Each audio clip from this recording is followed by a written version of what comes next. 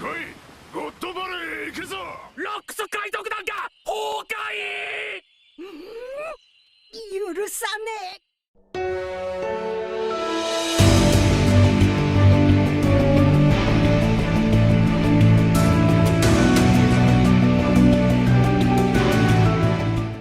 이번 영상은 전설 스코퍼 가반의 견문색 패기 경지와 세계 최강 최악의 해적이었던 지백의 행적이 공개된 원피스 1145화 풀버전 만화 분석입니다. 사원 카이도가 니카 루피에게 패배한 이후 백수의 적단의 주요 간부들은 해군 대장 아라마키에게 생포되었지만 그중 토비로포였던 울티와 페이지원은 동료였던 후즈후에게 죽음의 위기를 맞이했었는데요. 그렇게 동생 페이지원이 위기에 처한 상황 속 이내 사라진 여인들의 행방을 쫓았던 야마토가 뇌명팔괴를 이용해 단숨에 후즈후를 제압했습니다. 그렇게 야마토와 타마가 목수 미나토모와 행방불명된 여인들을 해방시킬 수 있게 되었고, 나아가 이번 표지연재에선 후즈후의 위협으로부터 벗어난 울티가 살아있는 동생 페이지원을 꼭 아는 채 안도하는 표정을 보여주었는데요. 반면 후즈후를 쓰러뜨린 야마토의 표정은 공개되지 않았지만 울티는 자신의 아버지 칠무의 하나오다가 카이도의 강함에 매료되었던 것처럼 앞으로 야마토에게 구해준 은혜를 갚거나 야마토를 따라 나서는 관계의 선택지도 기대해볼 수 있게 되었습니다. 그 시각 신세계 최하층 명계에선 조로와 상디의 합동 기술로 거대한 그로기사우로스를 잡았고, 이어 상디는 골드버그가 사용한 눈과 입이 달린 방패 나슈라는 호미즈의 이름과 정보도 듣게 되었습니다. 이처럼 호미즈는 빅맘의 소울 열매의 능력으로서 무생물과 동물 등의 영혼을 부여할 수 있는 열매의 능력이었는데요. 한편 빅맘은 모니가시마 최후의 결전에서 카이도와 함께 마그마 속에 가라앉았고, 이후 와노쿠니의 해저 화산이 폭발했던 만큼 죽음을 예상할 수밖에 없지만 나미를 따르는 호미즈 제우스와 골드버그의 방패 나슈 등 호미즈의 영혼은 능력자의 생존 여부와 관계없이 지속될 수 있다는 점과 반대로 아직 빅맘이 살아있기에 여전히 소울 열매가 다른 세상 어딘가에 생성되지 않았다는 점도 예측해볼 수 있습니다. 때문에 카이도와 빅맘의 죽음은 아직 확정이 아닐 수 있는 가운데, 그 시각 샴록의 케르베로스 능력으로 심한 상처를 입었던 로키는 조로와 상디가 잡아온 사우로스를 먹을 수 있게 되며 체력을 회복할 수 있는 시간을 갖게 되었는데요. 반면 루피는 일전 로키가 샹크스에게 안 좋은 이야기를 해서인지 뜨거운 고기와 스프를 로키의 얼굴에 쏟아붓는 치명적 실수를 계속해 저지르게 됩니다.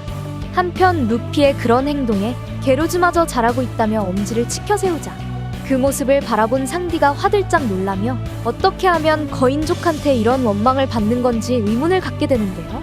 이어 상디의 반응을 바라본 조로는 그럼 루피와의 약속도 역시 거짓말인지 묻게 되자 이내 로키가 일어서며 빨간 머리 녀석이 있는 곳은 유감이지만 거짓말이 아니라며 조로의 물음에 반박했습니다.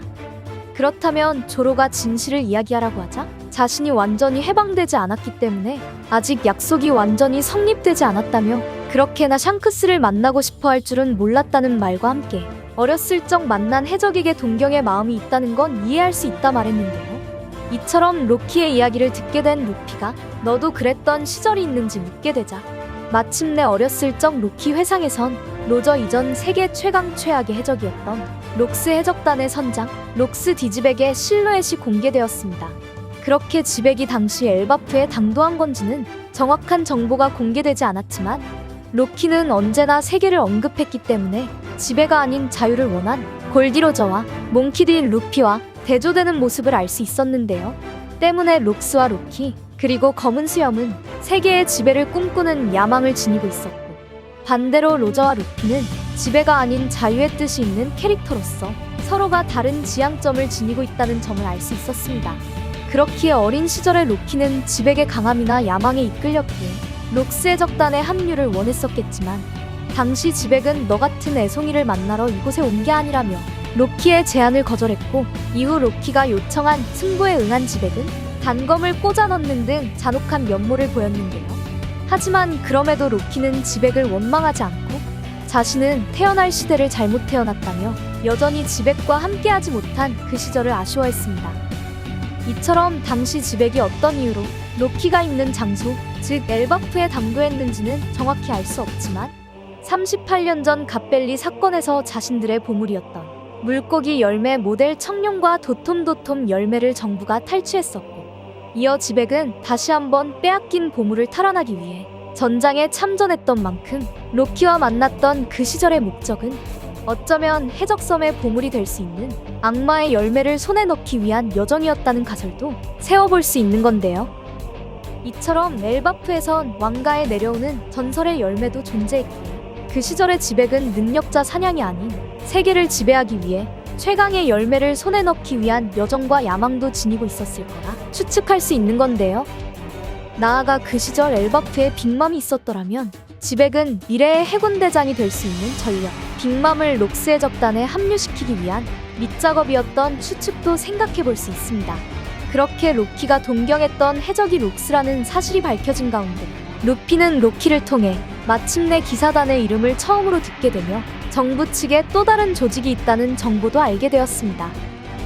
그 시각 기사단은 여전히 게임을 즐기며 아이들이 불길 속으로 들어갈 수 있는 상황 속, 그 순간 징배의 도움으로 불길을 꺼뜨릴 수 있게 되었고, 이어 전장에 참전한 가반이 능력으로 구현된 로키를 단숨에 쓰러뜨리며 뛰어난 경지의 견문색 패기를 통해 기사단의 기척을 다시 한번 감지했는데요.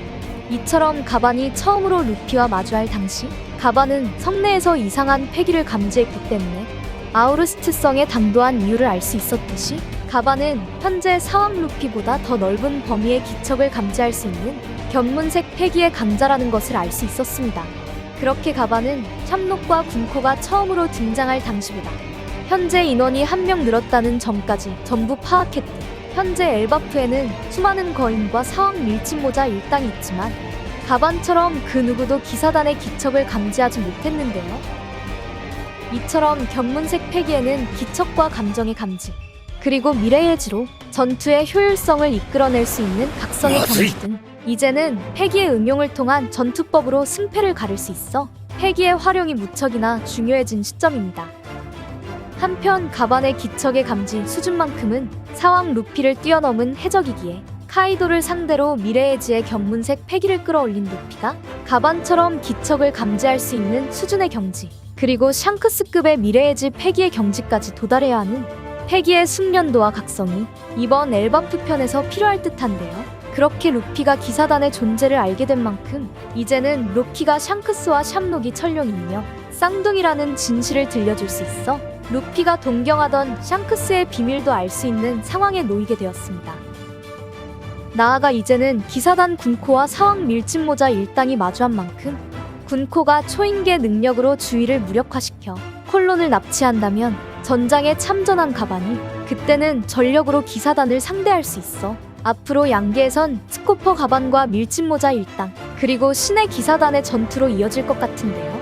마지막으로 루피와 로키가 있는 영계에선 로키가 하랄드 왕과 싸울 수밖에 없는 결정적인 이유와 왕가 대대로 내려온 전설의 열매의 정체도 밝혀질 수 있는 가운데 앞으로 명계와 양계에서 전개될 루피의 상황과 해적왕의 왼팔 스코퍼 가반의 전투를 기대해봐도 좋을 것 같습니다. 이번 영상은 여기까지입니다. 시청해주셔서 감사합니다.